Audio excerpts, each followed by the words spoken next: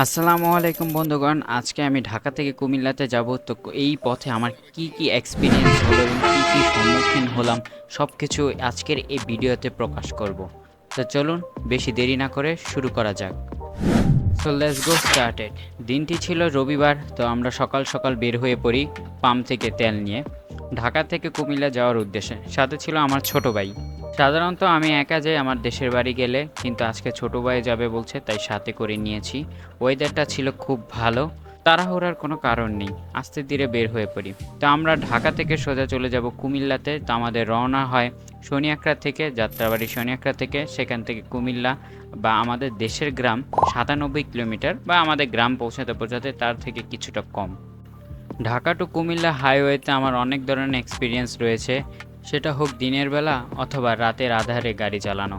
যারা ঢাকা টু কুমিল্লা হাইওয়েতে যান তাদের এক্সপিরিয়েন্স হয়তো খুব ব্যাড হতে পারে, অথবা অনেকের খুব ভালো হতে পারে, কিন্তু একটু বুঝে শুনে চলাফেরা করলেই সমস্যা হবে না। ওয়েদার সাথে খাপ মিলিয়ে আমরা বের হয়ে পড়ি এবং খুব আস্তে ধীরেই যাত্রাবাড়ি হয়ে স্টাফ কোয়ার্টার দিয়ে যে সোজা রাস্তা চলে গেছে সেই রাস্তা দিয়ে আমরা বের হয়ে পড়ি। ইউজুয়ালি এই রাস্তা দিয়ে কোনো ধরনের জ্যাম থাকে না, যার জন্য এই রাস্তাটাকে আমরা বেছে নিই। আমাদের বাসা থেকে কাজপুরের দূরত্ব বেড়ে যায় 10 কিলোমিটার, কারণ আমরা উল্টো পথে যাত্রা শুরু করি। রাস্তা যেহেতু ফাঁকা ছিল, যার জন্য আমাদের কোনো কষ্ট হয়নি। কিন্তু স্টাফ কোয়ার্টারটা পার হয়ে যে ব্রিজটা আমাদের উঠতে হয়, সে ব্রিজে ঘটে যায় একটা অসাধারণ ঘটনা। হয়তো ময়মুরব্বী এবং বাবা মায়ের দোয়ার কারণে আমরা দুজনেই বেঁচে যাই, যার জন্য আমাদের সাথে কোনো খারাপ কিছু হয়নি। ব্রিজ দিয়ে উঠতে আমাদের কোনো ধরনের সমস্যা হয়নি, যেহেতু এই ব্রিজটি এক লাইনের এবং উভয় পাশ দিয়ে গাড়ি আসা যাওয়া করে, যার জন্য একটু তো ভয় থেকেই যায়। এই ব্রিজটিতে দেখলে মনে হবে না এটা যাওয়ার এবং আওয়ার রাস্তা, কিন্তু একই রাস্তা ওভারটেকিং এবং বিভিন্ন ধরনের রেসিংও হয়ে থাকে। ক্যামেরায় কীরকম দেখা যাচ্ছে বলা যায় না, কিন্তু এই রাস্তাটি খুবই সরু ছিল, যার জন্য একটু ভয় করছিল। তার ওপর দিয়ে এই রাস্তা দিয়ে সিএনজি থেকে শুরু করে বাস, ভ্যান সব কিছুই চলাফেরা করছিল, যার জন্য একটু একটু ভয় লাগছিল। ব্রিজটি ছিল প্রায় 1 কিলোমিটার মতো। ব্রিজ দিয়ে নামার সময় একটা বড় ধরনের অঘটন থেকে আমরা বেঁচে যাই। সামনে একটি ট্রাক আসার সময় আরও একটি ছোট্ট ট্রাক এটিকে ওভারটেকিং করে।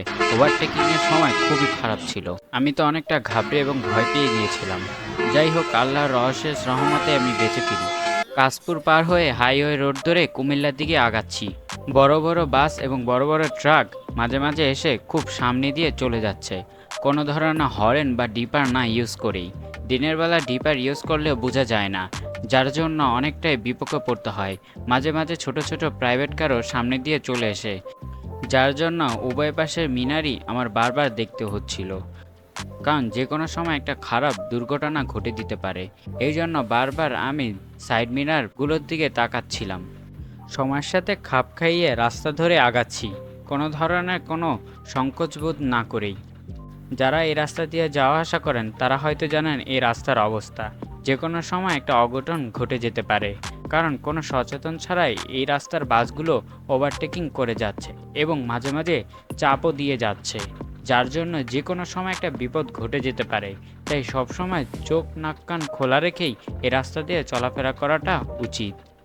আমাদের লক্ষ্যে পৌঁছাতে সময় লাগে 2 ঘন্টা 45 মিনিট, কিন্তু কোনো কারণে আমার ক্যামেরার চার্জ শেষ হয়ে যায়, যার কারণে আমি পুরো ভিডিওটি ধারণ করতে পারিনি। সবাইকে এই পর্যন্তই ধন্যবাদ।